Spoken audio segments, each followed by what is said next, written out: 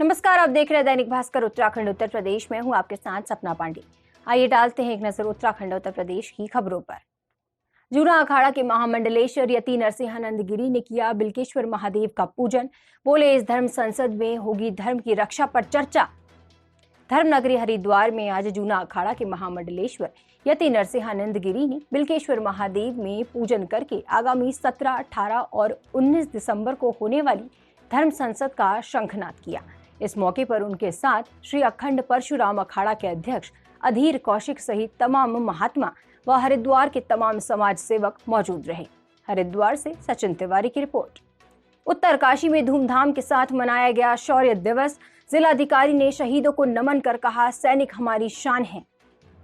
उत्तरकाशी में शौर्य दिवस बड़ी धूमधाम के साथ मनाया गया, जहां जिलाधिकारी मयूर दीक्षित ने शहीदों को नमन करते हुए कहा कि सैनिक हमारी शान है और उत्तराखंड सैनिकों की भूमि है, जिनकी शहादत स्मरणीय रहेगी। तो वहीं आज शौर्य दिवस के अवसर पर सैनिक कल्याण बोर्ड द्वारा एक आयोजन किया गया, जिसमें वीर सैनिकों की शहादत को नमन किया गया। उत्तरकाशी से दीपक नौटियाल की रिपोर्ट। इस अवसर में सैनिक कल्याण विभाग द्वारा सर क्या क्या यहाँ पे एक्टिविटी हुई आज? सैनिक कल्याण विभाग द्वारा आज जो इस जिले के शहीद गार्डमैन सुंदर सिंह ग्राम पटारा तहसील डुंडा जिला उत्तरकाशी के रहने वाले हैं, उन्होंने 1971 की लड़ाई में उनका शहीद हुए थे।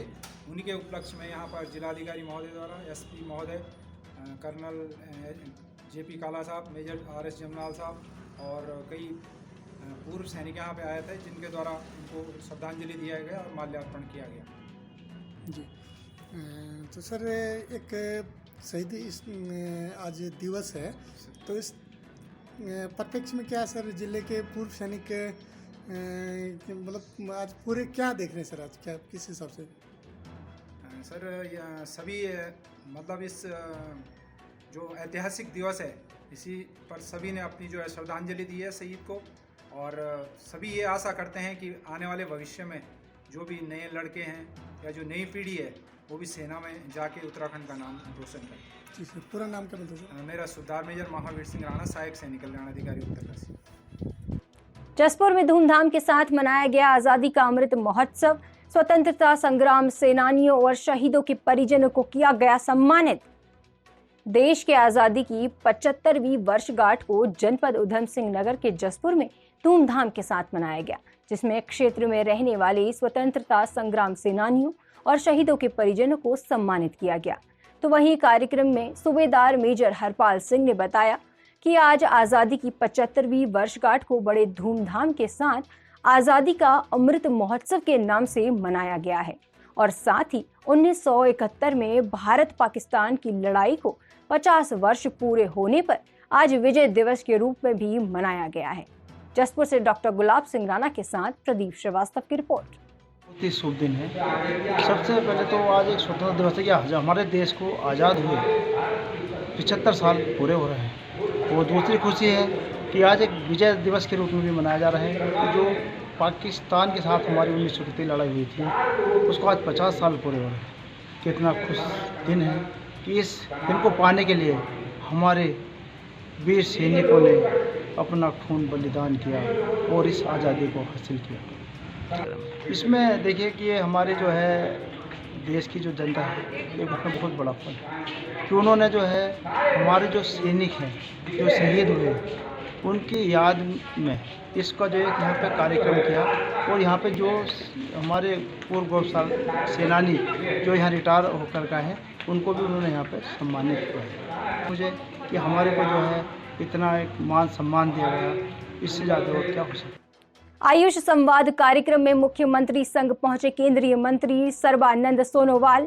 बोले, आयुष विभाग को मजबूत करने के लिए देश के प्रधानमंत्री हैं कटिबद्ध। उत्तराखंड के मुख्यमंत्री पुष्कर सिंह धामी आज सर्बानंद घाट पर आयुष संवाद कार्यक्रम में पहुंचे, जहां पर केंद्रीय मंत्री सर्बानंद सोनोवाल सहित कैबिनेट मंत्री यतीश्वरानंद, हरक सिंह रावत सहित कई बीजेपी के बड़े नेता भी मौजूद रहे। तो वहीं पुष्कर सिंह धामी ने कहा कि 200 करोड़ रुपए की योजना का आज यहां पर प्रस्ताव किया गया है, जिसमें प्रदेश में हॉस्पिटल के सुंदरीकरण के साथ साथ उचित स्वास्थ्य व्यवस्था सुधारने के लिए कार्य किए जाएंगे। हरिद्वार से सचिन तिवारी की रिपोर्ट। इसके क्षेत्र को मजबूत करने के लिए लगभग 200 करोड़ रुपए की यहाँ पर आगे की योजनाओं को प्रस्तावित किया है। जल्दी वो धरातल पर उतरेंगी। उसमें चाहे कहीं के भी जो हॉस्पिटल होंगे हम उनको भी अच्छा सुधार करेंगे, उसको बढ़िया बनाएंगे। और साथ में योग का जो मर्म केंद्र, वो पूरे भारत का मर्म केंद्र यहाँ पर, मर्म चिकित्सा केंद्र यहाँ पर खोला जाएगा, जो उत्तराखंड राज्य में होगा। और साथ ही हमने उनसे अनुरोध किया है, क्योंकि उत्तराखंड योग की भूमि है, ये ऋषि मुनियों की भूमि है, आयुष की भूमि है, तो यहाँ पर कोई एक अच्छा आयुर्वेद का बड़ा संस्थान यहाँ पर होना चाहिए।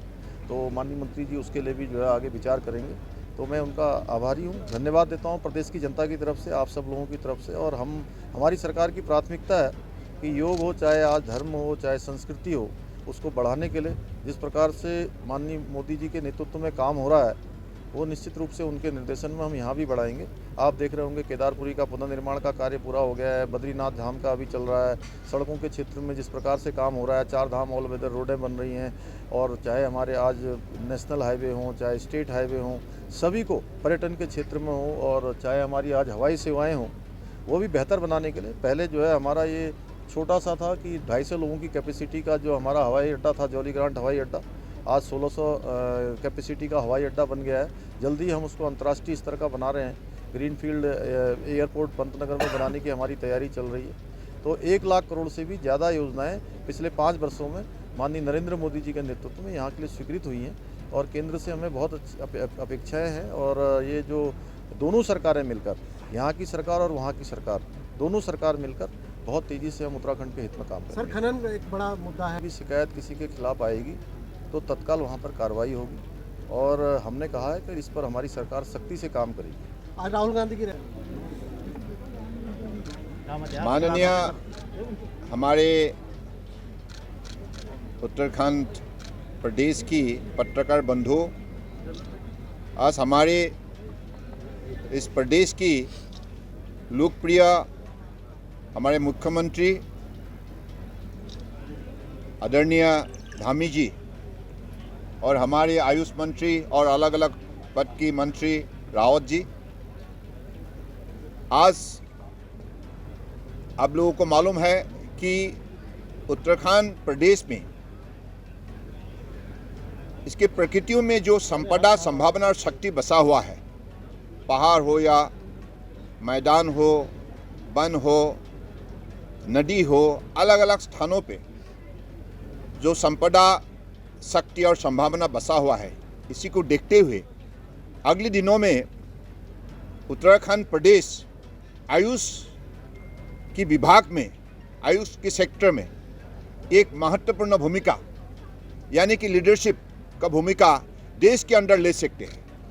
आपको जैसे मालूम है कि माननीय प्रधानमंत्री जी के नेतृत्व में आज आयुष विभाग को जो शक्ति मिला है, उन्होंने 2014 में प्रधानमंत्री बनते ही आयुष विभाग को मजबूत किया, नया मंत्रालय गठन किया। पहले तो विभाग थे, इसके बाद मंत्रालय बने और अभी कैबिनेट का दर्जा दिया है। इससे साफ जाहिर और बजट को 3 गुना बढ़ा दिया है।